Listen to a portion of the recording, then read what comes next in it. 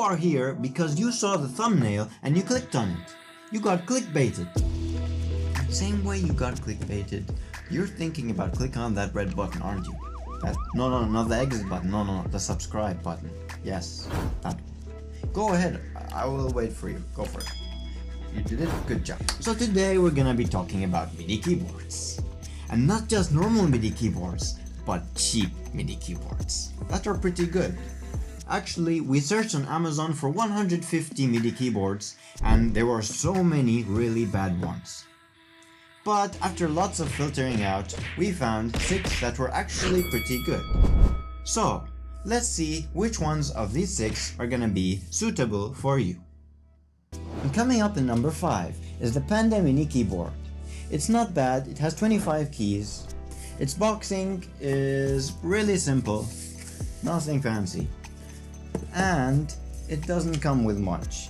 You get the piano, you get the cable, and you get an instruction manual, which is 1 paper. It could be good, that is 1 paper, but at the same time, this keyboard is pretty complicated to use in terms of drivers. So I would really prefer to have a manual coming with it instead. Basically, once you get the piano, you install the driver, and then you can connect anything you want into this MIDI keyboard. You can assign each key to a specific plugin, whatever you want, whatever sound you're looking for. You can even increase the volume here, you can change tones, you can change pan, there's lots to do here. Whatever your creativity is looking for, you will have with this keyboard. That's the good thing about this MIDI keyboard. The Panda Mini, for its price, is pretty good, I'm satisfied. But at the same time, there's still some better options out there. That's because of the downsides that come with this piano. So I will be emphasizing some of the downsides now. First of all, let's look at the keys. So if you look at the front part of the keys, you will see that there's a gap in this area. And many keyboards have this, especially the cheap ones, in my experience. Personally, I don't like this. I feel like it makes you hit the plastic more than actually hitting the key, and it feels much less quality when you do this. There's also the fact that with these keys, you have a minor problem of actual velocity. So let's say I hit one button with really low pressure. This is what we will get. If I increase the pressure, it will go up, which is pretty good, which is nice in a MIDI keyboard. Some don't give you this option, like some of them, it's like you hit it, it just gives you a standard velocity. So let's see, I hit harder, it increases the sound. But there's one problem.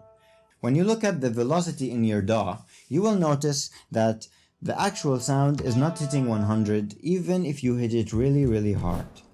Like you will have to smash the button to get 100% sound, which is really not nice. Second of all, when you're actually using more than one finger in the keyboard, sometimes you will notice that there's one button that's not being pressed. Even though you're pressing it all correctly, some keys will not register, which can be a little bit frustrating, especially if you're recording and you're in a jam in front of people. It means that you will have to repeat the whole recording once again, which is not the ideal situation. Now let's talk about the pads. The pads are pretty good. You don't have to press too hard to generate a sound, which is really good. And you can combine them pretty easily.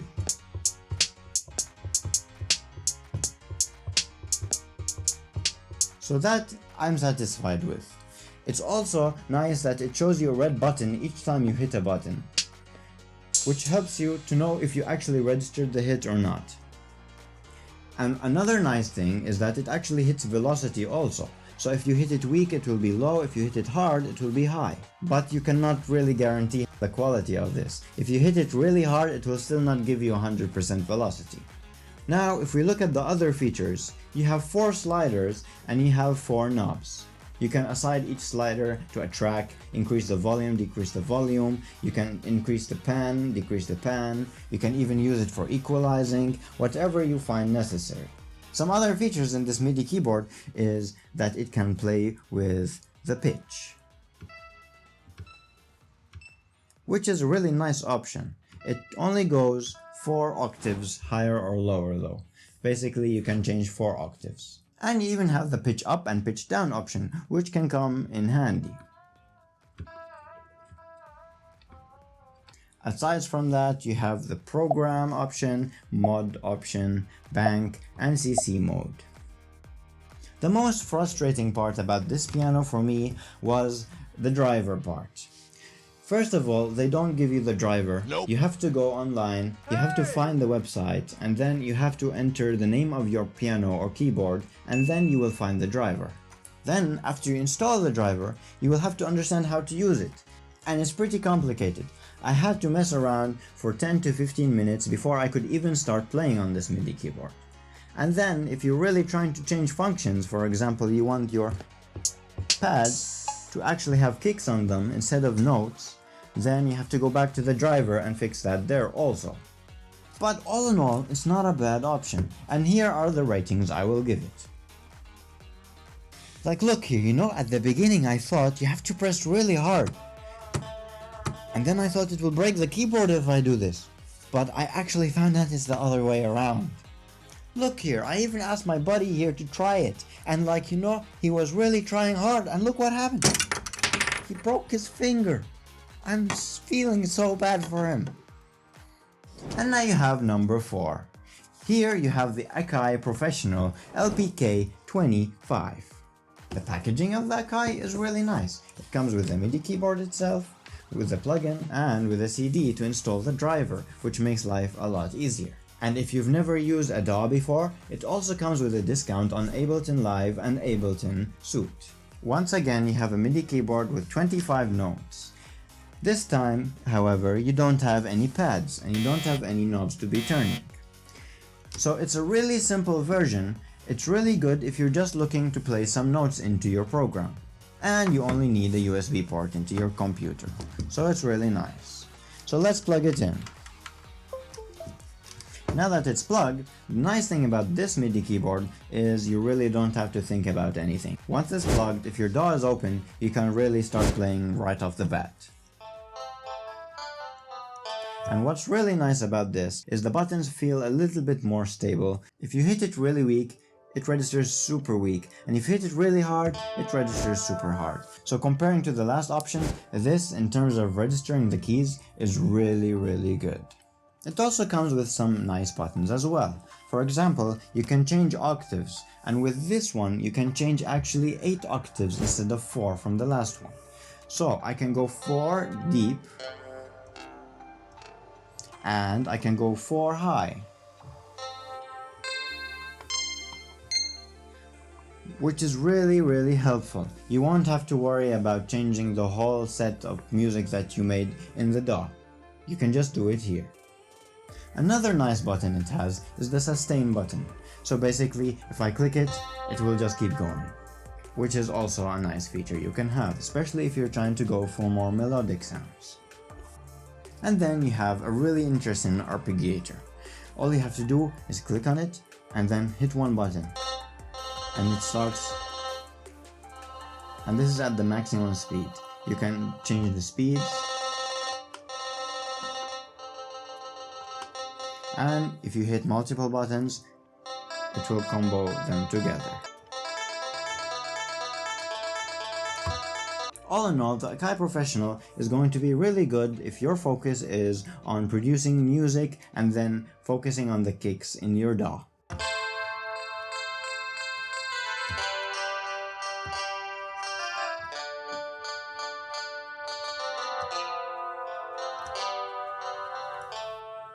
And here are the total ratings for the Akai Professional.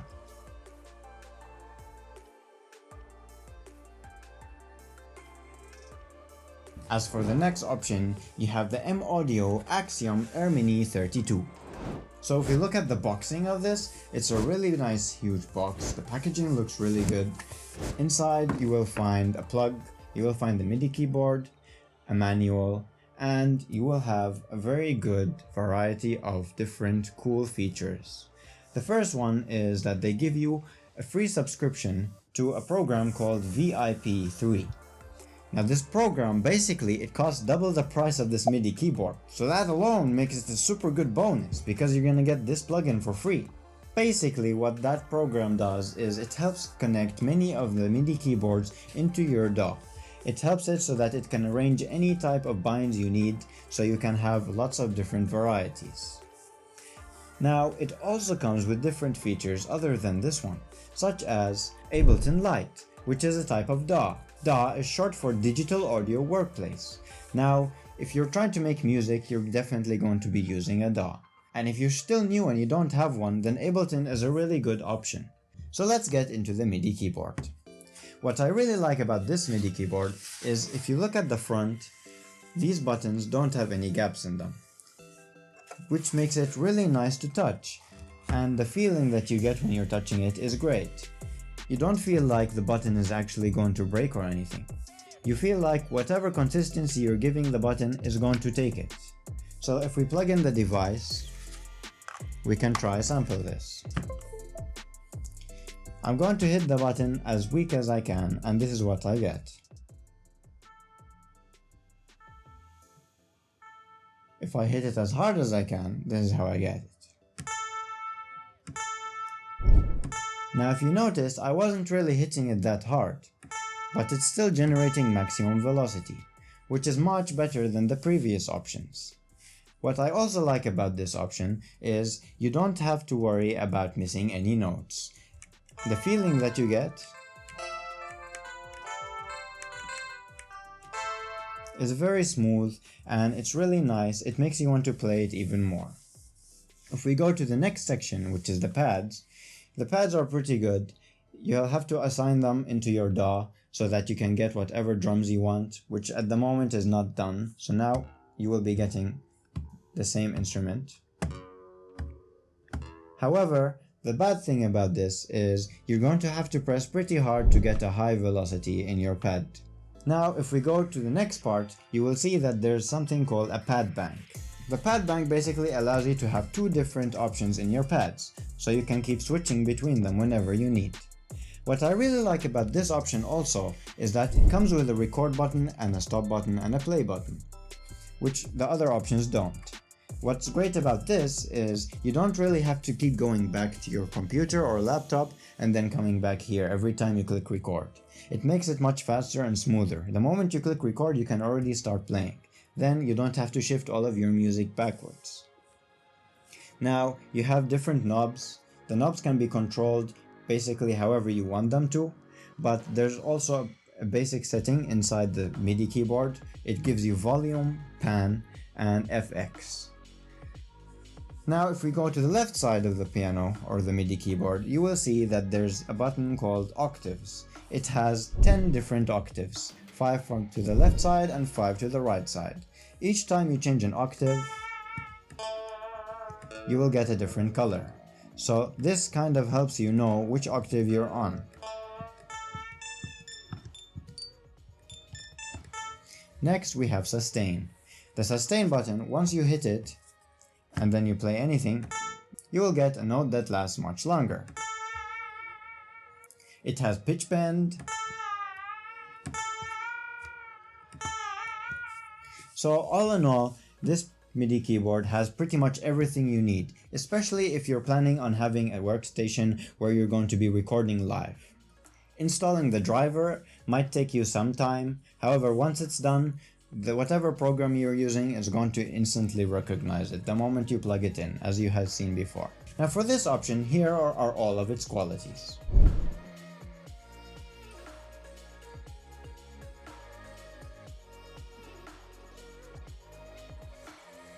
Coming up in number 2, we have the M-audio Keystation Mini 32.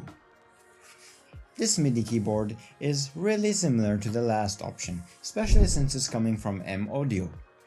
Now, the cool thing about it is that it's smaller, but still has a lot of the same functions. It's only missing maybe the pads and a couple of knobs.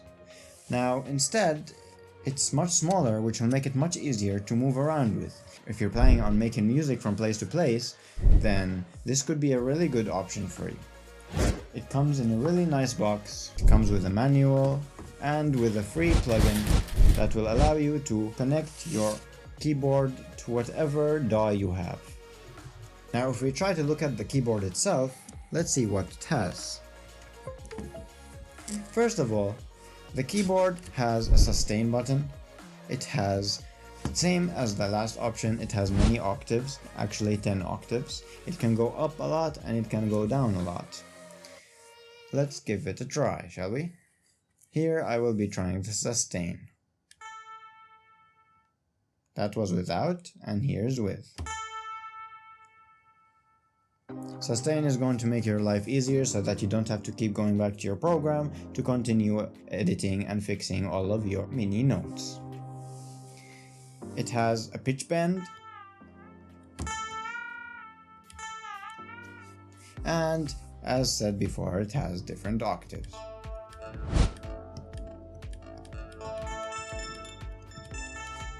Now, what's really nice about this one is that even if you hit it really light, you will hear a really light sound. If you hit it medium, you get medium. Hit it hard, you get hard. So the velocity terms in this MIDI keyboard is perfect. I love it. And the accuracy, it allows for a really high accuracy. It's going to be really hard to miss any of your notes, especially if you're playing like basic notes and tones.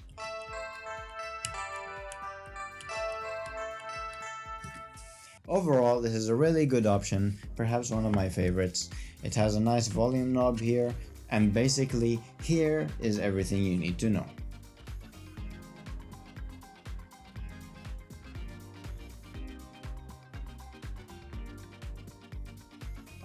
Coming up in number 1, you have the Alesis. Wait a second. Did you subscribe? Yeah? Good. Nice. Okay. Sorry about that. So, the Alesis V Mini. Basically, this MIDI keyboard is my favorite option. Although I don't like these ridges in the bottom here, it still didn't stop me from making this my favorite option. Why is this? Well, basically this is the most simple option, but still the most effective option. If you look here at this MIDI keyboard, it has 25 keys. It has 4 pads, 4 knobs, and some special options. Let's try out the sounds now, shall we? This is minimum sound. I am not really pressing so hard, but it's working out. Now I'm going to press hard. I didn't press so hard, but the maximum velocity was reached. So basically, the most responsive keys on this list are gonna be this one and the M-audio ones. Now if we look at the pads are really responsive as well. If I click on it, I don't have to press so hard, but the sound is already activating. So the pads are gonna do the job. You can even do it simultaneously.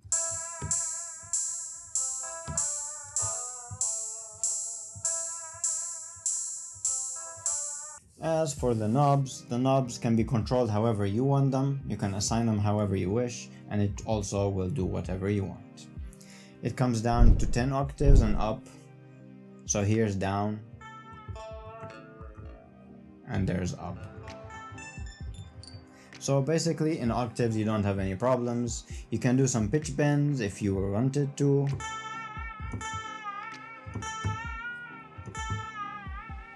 It can be a nice option. And finally you have the sustain.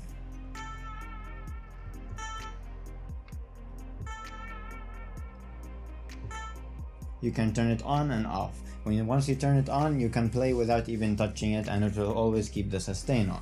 So that's a really nice feature as well.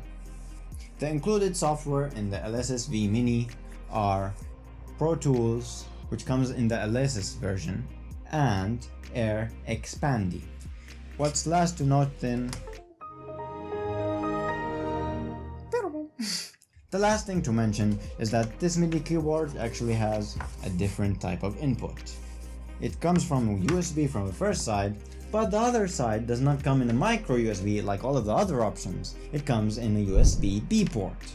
So, the reason this is my favorite, you will see here.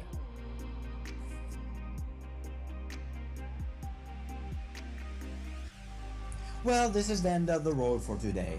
If you really like MIDI keyboards, and you're still interested in finding one, this one's under 50, but if you're looking for ones that are a little bit high quality, then make sure to subscribe, because later on we're gonna be showing higher quality MIDI keyboards as well. and have a nice day.